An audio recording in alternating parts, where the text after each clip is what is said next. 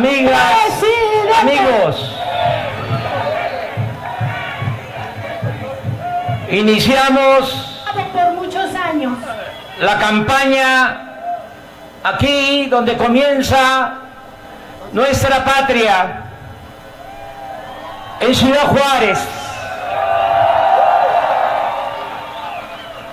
Iniciamos aquí la campaña como homenaje a este legendario Paso del Norte, donde se refugió y resistió Juárez y su gabinete en los tiempos de la lucha contra los conservadores y la invasión francesa.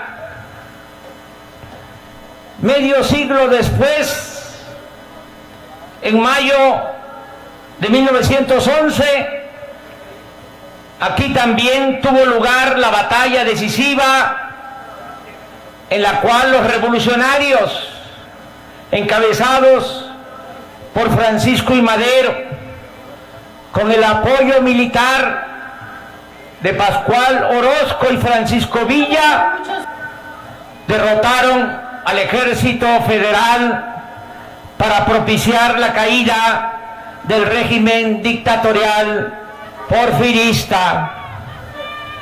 De modo que Ciudad Juárez, antes Paso del Norte, ha sido testigo de hechos históricos trascendentes y punto de partida de importantes transformaciones. Por eso decidimos iniciar nuestra campaña aquí en este sitio, por demás emblemático, aquí al pie de la estatua del mejor presidente que ha habido en la historia de nuestro país, Benito Juárez García.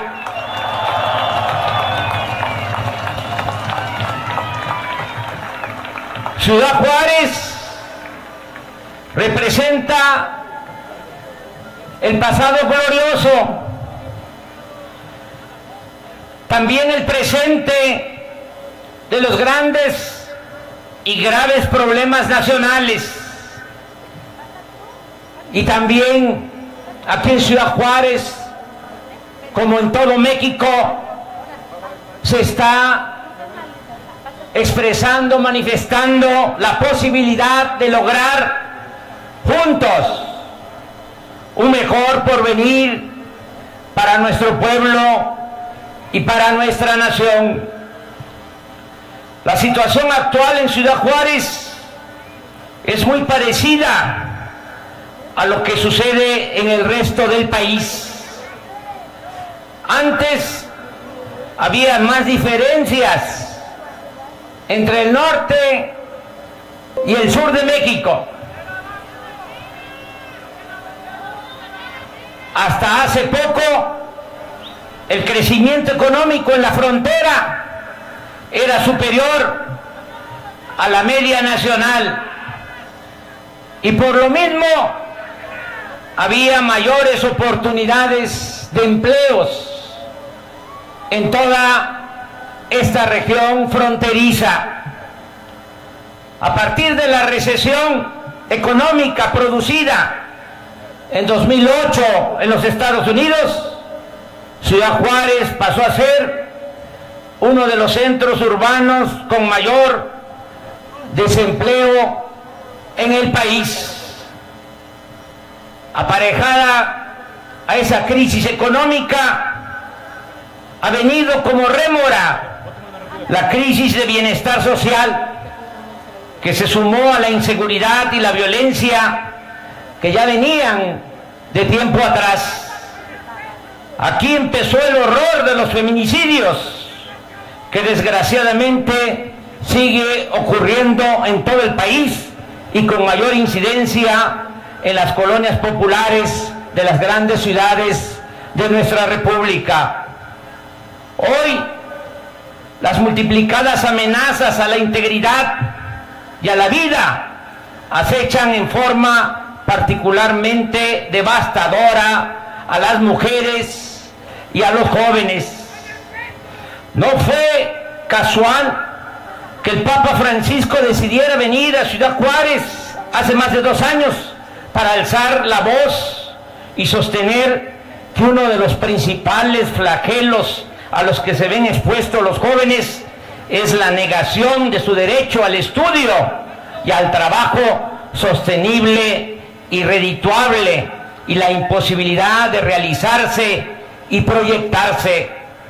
Esto genera condiciones de pobreza y marginación, y esta pobreza y esta marginación son el mayor caldo de cultivo para que caigan en el círculo del narcotráfico y de la violencia.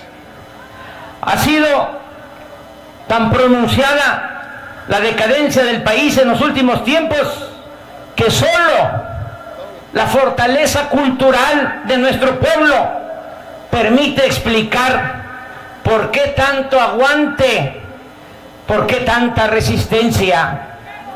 Hemos padecido no solo crisis económica y colapso del bienestar social, sino corrupción política, inseguridad y violencia. Según nuestro diagnóstico, el problema se originó a partir de la aplicación del llamado modelo neoliberal, que no ha dado resultados ni siquiera en términos cuantitativos. Baste señalar que en 30 años, descontando el aumento de la población, el crecimiento real de la economía ha sido de 0. En 30 años no ha crecido la economía en nuestro país.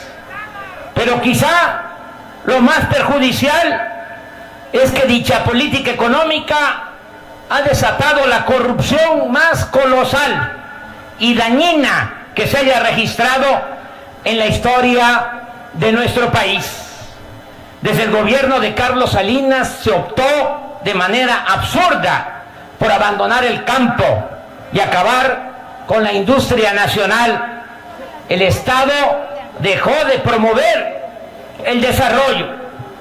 Los defensores del actual modelo económico hablan de modernidad, pero no dicen que esa modernidad es sinónimo de economía de élites y que se excluye a las mayorías, y solo es provechoso ese modelo para una pequeña minoría. Suelen poner como ejemplo de sus supuestos logros los beneficios del Tratado de Libre Comercio, que sin ser del todo inexistentes, porque no podemos negar que en algunas ramas de la economía han habido beneficios con el Tratado de Libre Comercio, pero con un costo altísimo y, en términos generales, con muy pocos resultados. Pueden argumentar lo que quieran, pero no se puede hablar del éxito del modelo exportador cuando la economía ha permanecido estancada durante 3 décadas. El fomento de una economía para las élites no significa ni desarrollo ni creación de empleos, y eso es lo que ha quedado de manifiesto en nuestro país.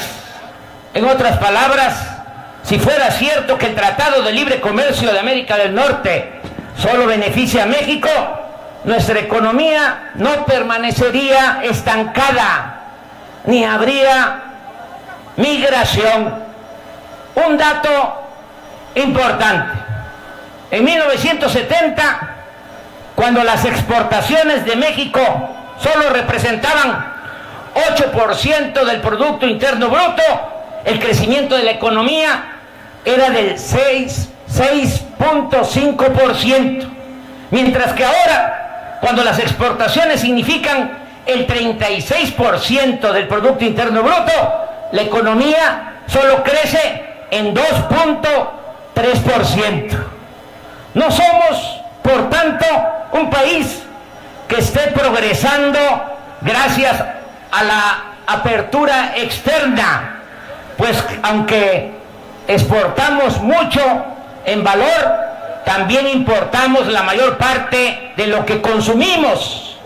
Nuestras exportaciones no generan desarrollo tecnológico propio y en estas décadas hemos experimentado un severo retroceso en materia de soberanía nacional. Estamos hablando, hacemos referencia a lo que supuestamente ha funcionado mejor, pero a pesar de ello, la situación económica de la gente en Ciudad Juárez y en todo México es peor que la existente hace 30 años. Por ejemplo, un trabajador de la industria automotriz en Ciudad Juárez gana $2.47 por hora, mientras en Estados Unidos un obrero con la misma especialidad recibe $29 por hora, es decir, 10 veces más. Pero lo más injusto e indignante ha sido la pérdida del poder adquisitivo del salario mínimo. El más reciente reporte del Centro de Análisis Multidisciplinario de la Facultad de Economía de la UNAM afirma que hace 30 años un salario mínimo alcanzaba para comprar 51 kilos de tortilla y ahora solo alcanza para adquirir 6 kilos de tortilla. De acuerdo con los estudios de este centro académico, la pérdida del poder adquisitivo del salario en este periodo neoliberal llega al 80%. De ese tamaño ha sido el empobrecimiento del pueblo durante el periodo neoliberal. Y en forma paralela a esta infame política económica, la corrupción campea con toda impunidad en la administración pública. Nunca antes se había padecido de tanta corrupción como ahora. Nunca en la historia de México. Desde la época de la colonia se había padecido de tanta corrupción. Podrán acusarme de exagerado o extremista, e incluso podrían argumentar que siempre ha sucedido lo mismo, pero la descomunal deshonestidad del periodo neoliberal de 1983 a la fecha supera por mucho lo antes visto y no tiene precedente. En la época posrevolucionaria de los años 30 a los 80 del siglo pasado, los gobernantes no se atrevieron a privatizar las tierras ejidales, los bosques, las playas, los ferrocarriles, las minas, la industria eléctrica, ni mucho menos a enajenar el petróleo. Sin embargo, ahora, en estos aciagos tiempos del neoliberalismo, los gobernantes se han dedicado, como en el porfiriato, a concesionar el territorio, a transferir empresas y bienes públicos, incluso funciones del Estado, a particulares, nacionales y extranjeros. En estos tiempos, el sistema en su conjunto ha operado para la corrupción.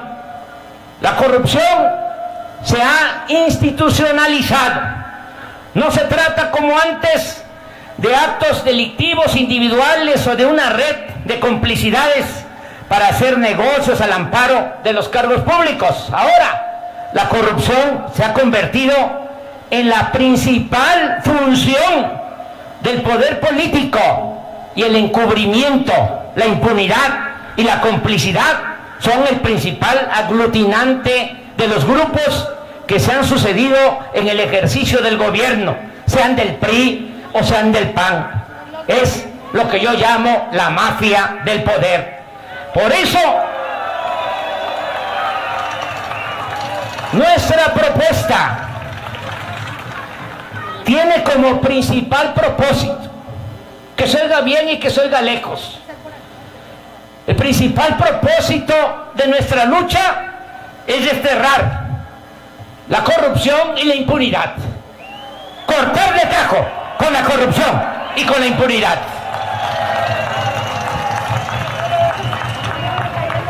Hace relativamente poco, un migrante poblano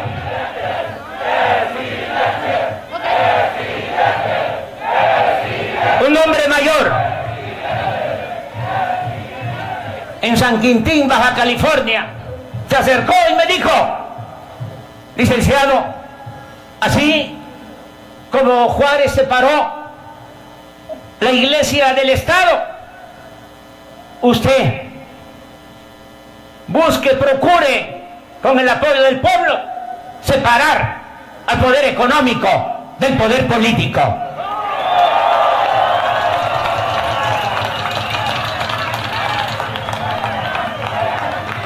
Esa es la nueva reforma. Que el gobierno deje de ser un comité al servicio de una minoría rapaz.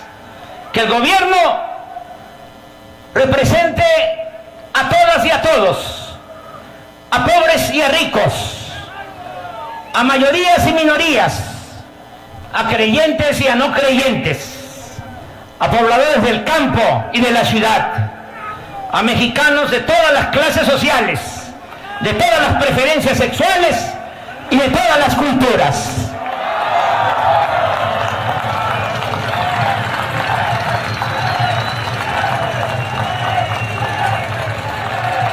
El nuevo gobierno democrático dará el ejemplo en el combate a la corrupción.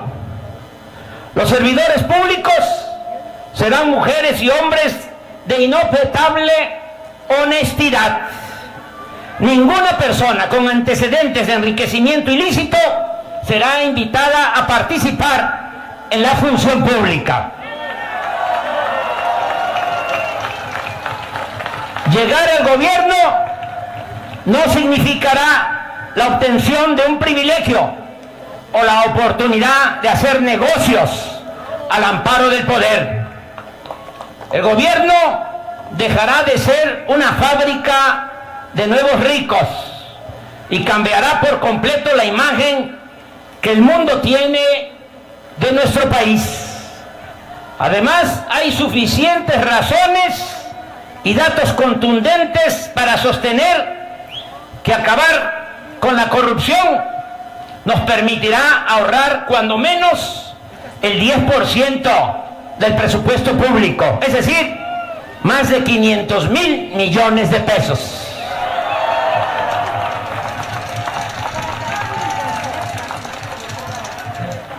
La fórmula que proponemos consiste en acabar con la corrupción para ahorrar esos 500,000 millones de pesos y también cortar el copete de privilegios que hay en el gobierno. Se van a terminar los sueldos de 600,000 pesos mensuales para los altos funcionarios públicos. Vamos a bajar los sueldos de los de arriba porque vamos a aumentar los sueldos de los de abajo. Van a ganar más los maestros, las enfermeras, los médicos, los policías, los soldados, los marinos. Va a aumentar el salario de los trabajadores, va a aumentar el jornal de los campesinos.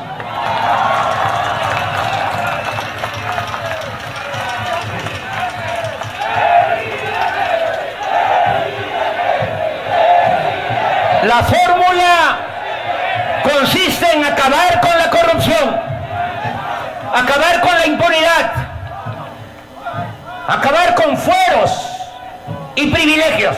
La primera iniciativa que voy a enviar al Congreso va a consistir en reformar el artículo 108 de la Constitución para que el presidente en funciones pueda ser juzgado por delitos de corrupción. Se acaba la impunidad, se acaban los privilegios.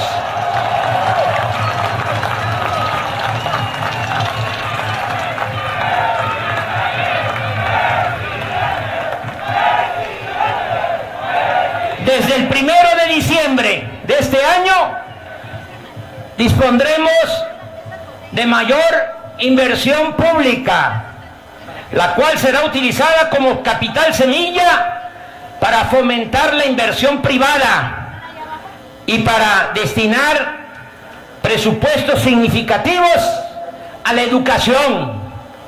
Aquí abro un paréntesis para decirle a las maestras, a los maestros que vamos a cumplir el compromiso. Se va a cancelar la mal llamada reforma educativa.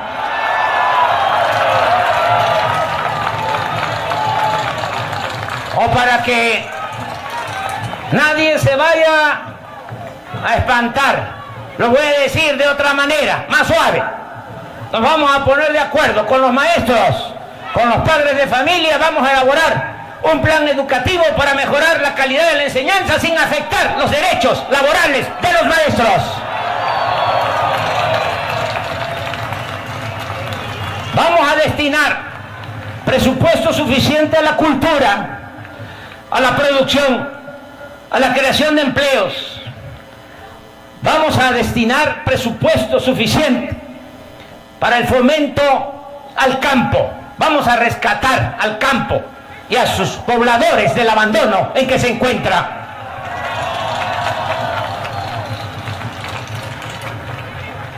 Va a haber financiamiento para programas de desarrollo regional de largo alcance, para la cobertura de necesidades básicas de la población.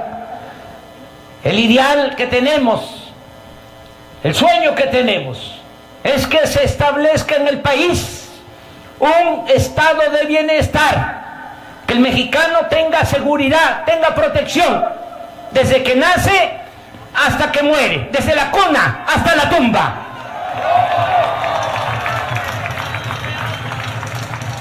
Vamos a apoyar actividades recreativas, vamos a apoyar el deporte por su importancia, no solo para el disfrute en lo personal, sino también como medicina preventiva. Y el deporte de alto rendimiento, deporte profesional. Vamos a atender de manera especial. Lo primero que se va a hacer es darle la mano a todos los damnificados de los sismos.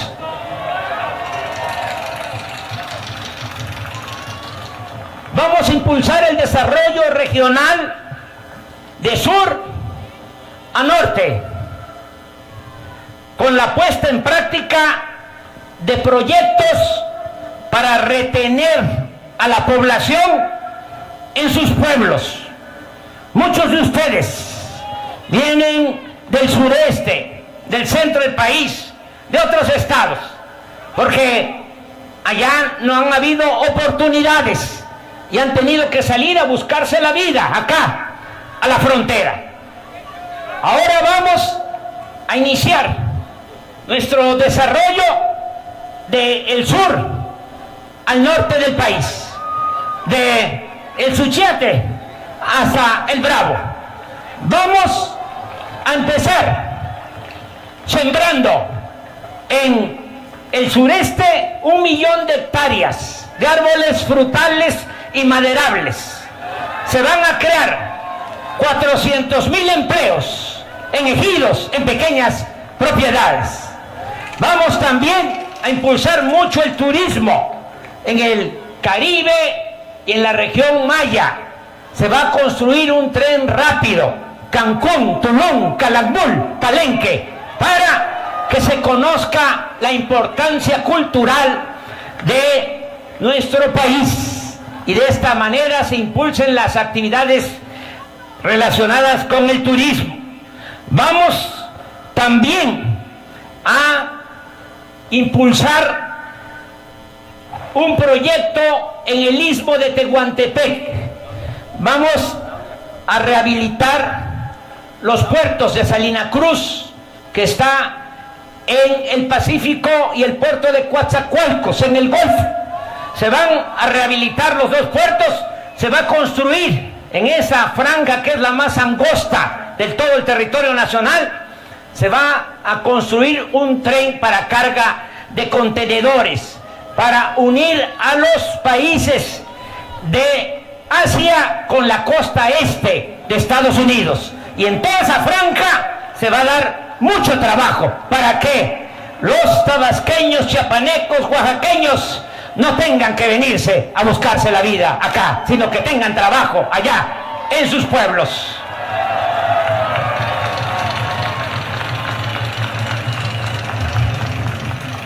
Vamos a construir 2 pistas en la base aérea militar de Santa Lucía para resolver el problema de la saturación del actual aeropuerto de la Ciudad de México. Dicho de otra forma y con más claridad, se suspenderá la construcción del nuevo aeropuerto en el lago de Texcoco, y con ello ahorraremos más de 200,000 millones de pesos. Este proceso se llevará a cabo con estricto apego a la ley, buscando siempre el acuerdo con las compañías a las cuales se les han adjudicado contratos, garantizando el gobierno el pago a los bonos que se han emitido y protegiendo las inversiones de las AFORES. Es decir, se actuará con legalidad, se dará certidumbre y no se va a permitir la corrupción.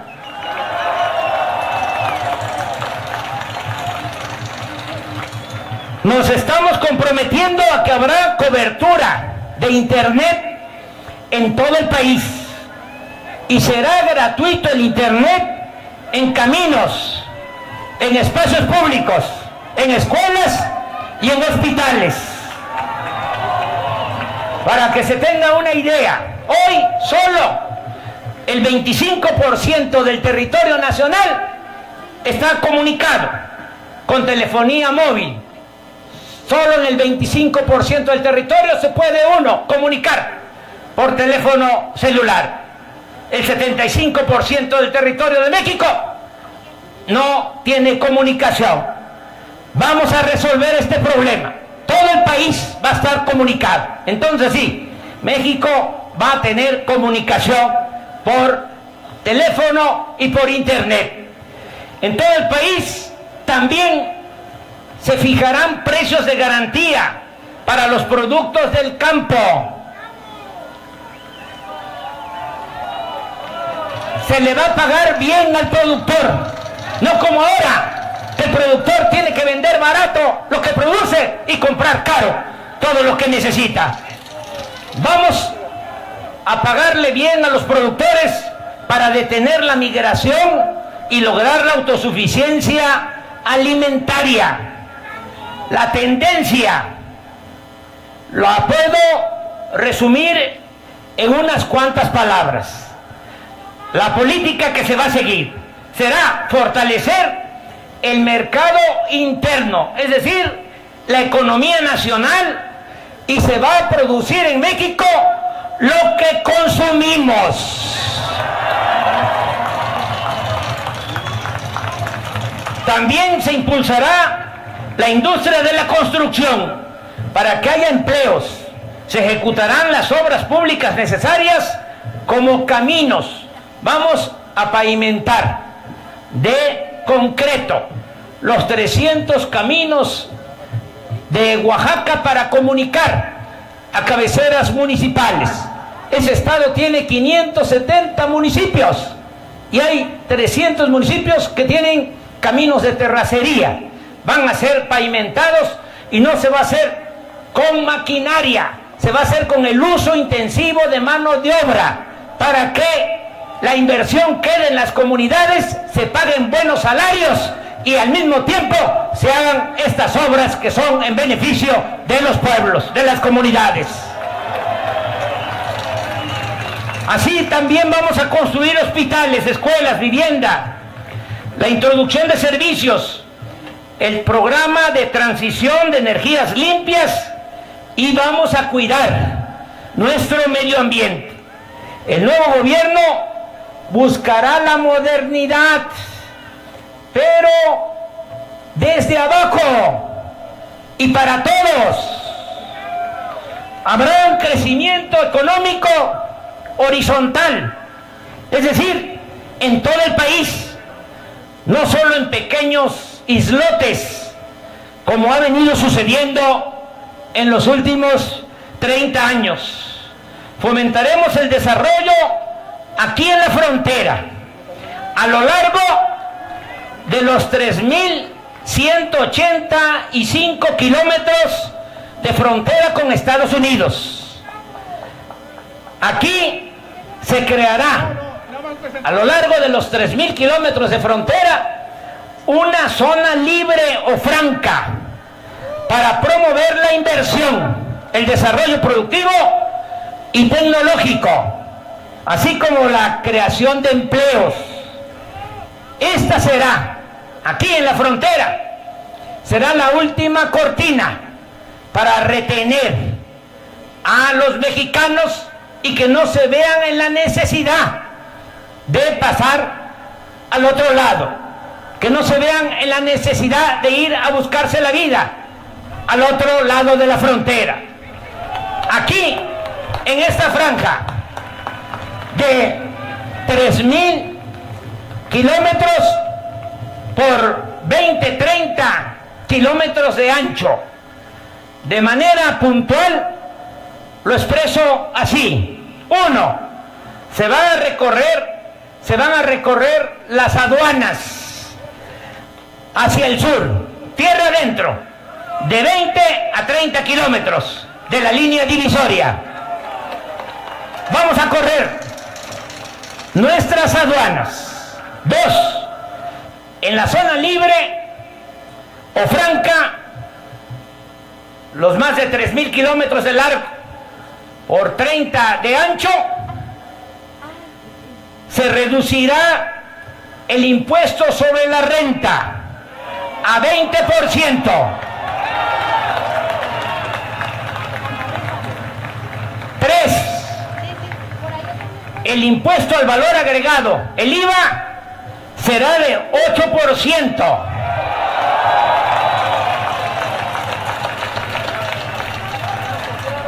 La mitad de lo que se cobra en la actualidad. Qué bueno que ya nos están copiando.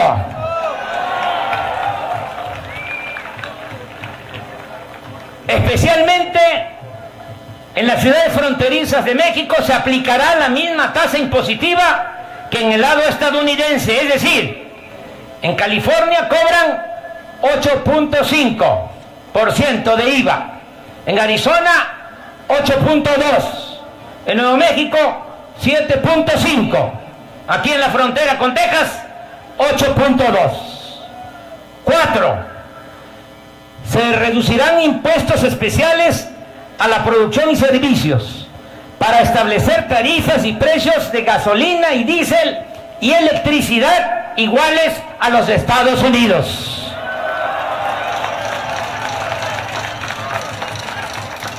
5. Desde el 1 de enero del año próximo, 2019, en toda la zona libre de la franja fronteriza, se aumentará el salario mínimo a cuando menos el doble de lo estipulado en la actualidad. Se trata de un asunto de justicia y sin riesgos de inflación, porque habrá, como lo hemos dicho, reducción de impuestos y de precios de energía, de tal manera que al subir el salario y bajar otros precios, el nivel general de precios quedará igual o incluso podría bajar. No es aumentar el salario sin tomar en consideración otros factores. Vamos a bajar los impuestos para que se aumente el salario y se reactive la economía en la franja fronteriza. 6. En todas las ciudades de esta zona libre fronteriza se llevará a cabo un plan de desarrollo urbano integral que incluirá el ordenamiento del uso del suelo. Se van a escriturar predios.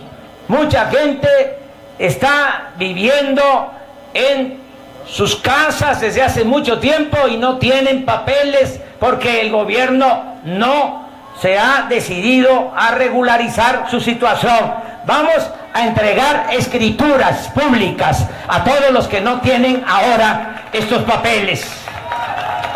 Se va a introducir agua potable, drenaje, pavimentación de calles. Va a haber construcción de viviendas, guarderías, unidades deportivas, espacios culturales, escuelas, hospitales y obras y servicios. Añado que en todo el país, y desde luego aquí en Ciudad Juárez, desde finales de este año, iniciará el programa de los jóvenes, jóvenes construyendo el futuro. A todos los jóvenes se les va a garantizar el derecho al estudio y el derecho al trabajo. También hago el compromiso de que a finales de este año aumentará al doble la pensión a los adultos mayores.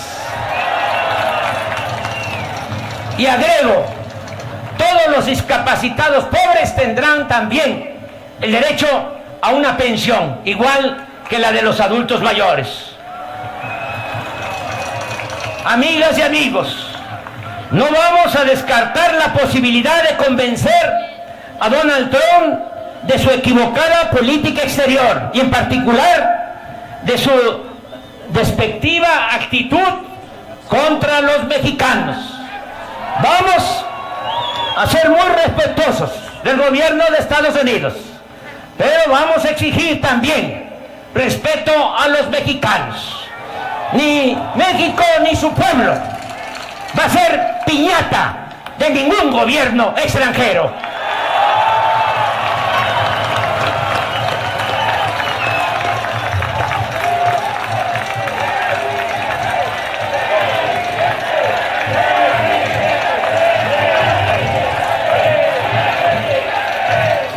Estamos dispuestos, en aras de una buena relación de amistad, estamos dispuestos a poner sobre la mesa en su momento nuestro programa de desarrollo para impulsar el crecimiento, generar empleos y garantizar el bienestar, y así enfrentar de manera conjunta las causas que originan la migración, la inseguridad y la violencia. Reiteramos, que se oiga bien, que se oiga lejos, no es con muros ni con el uso de la fuerza como se resuelven los problemas sociales y los asuntos de seguridad. Esos problemas se resuelven con desarrollo y bienestar. La paz y la tranquilidad son frutos de la justicia. También expreso con toda claridad que no estamos en contra del Tratado de Libre Comercio con Estados Unidos y Canadá.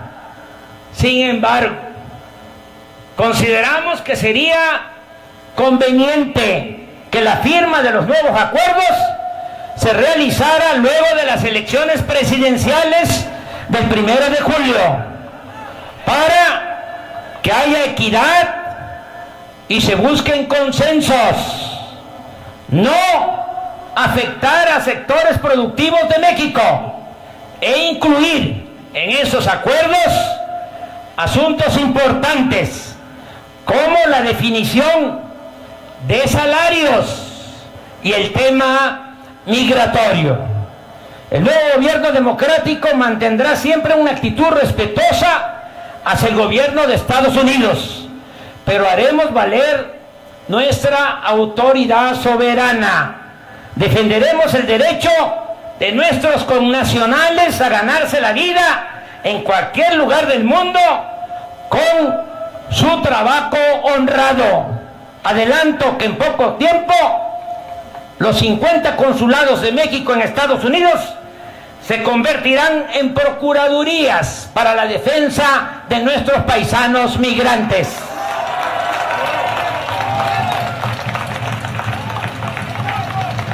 Insisto, buscaremos establecer con Estados Unidos una relación bilateral fincada en la cooperación para el desarrollo y el respeto mutuo. Protegeremos a los migrantes, pero al mismo tiempo aplicaremos una política en nuestro país generadora de empleos que garantice a los mexicanos trabajo, salarios justos y bienestar en sus lugares de origen, donde están sus familiares, sus costumbres y sus culturas. El sueño que me inspira y quiero hacer realidad es que México se convierta en una potencia y que sus habitantes solo salgan de sus pueblos por gusto y no por necesidad. Entonces, cuando llegue ese día, entonces pronto, muy pronto, ninguna amenaza, ningún muro, ninguna actitud prepotente de ningún gobierno extranjero podrá impedir que podamos trabajar y ser felices en nuestra querida patria. Amigas y amigos, estoy confiado, optimista. Sé que la crisis nacional está por terminar y que nada podrá opacar de manera perdurable el nombre de México, ni impedir que triunfe la causa de la justicia. Nuestra nación, que tanto ha sufrido, saldrá adelante, como ha pasado en otros tiempos de adversidad. La cultura y la cohesión social de nuestro pueblo nos ha permitido, no olvidemos, sobrevivir y sobreponernos a todas las calamidades. México, nuestro gran país, ha desafiado a lo largo de su historia hambrunas e inundaciones, guerras, invasiones y viles zarpazos a su territorio. Pero siempre México se ha levantado y ha superado los daños de epidemias y temblores. Ha enfrentado miserias públicas, malos gobernantes, saqueos monumentales. Pero la profecía de los antiguos poetas es real y es verdadera. Mientras existe el mundo, decían los antiguos poetas mexicanos, mientras existe el mundo nunca terminará, no acabará la fama y la gloria de nuestro México. Yocotán, Potonchán, Tolán, Cascán, Colimán, Aztlán, de nuestro México, Tenochtitlán. Amigas y amigos, en tiempos de tristezas y decepción, en estos tiempos de sufrimiento, en estos tiempos aciagos, hay también una gran esperanza, un ánimo que despierta el entusiasmo, que despierta el corazón. Puede ser un ideal, una utopía, algo inalcanzable, pero ya somos muchos, aquí ustedes que están aguantando el sol y millones de mexicanos más, quienes queremos la paz con justicia y dignidad, el desarrollo sustentable, el imperio de la legalidad, el bienestar, la vida buena. Hace mucho tiempo que no existía un entusiasmo como el que se está viviendo en la actualidad, ante la inminencia de un cambio de régimen, ante la cercanía de una transformación mayor. En muchas décadas no habíamos tenido al alcance de la mano como ahora la construcción o la reconstrucción de nuestra patria. Esa es la buena nueva. Estamos a punto de exclamar de manera colectiva, como no se había escuchado un grito en los últimos 100 años, con toda nuestra alegría, un triunfante. ¡Viva México!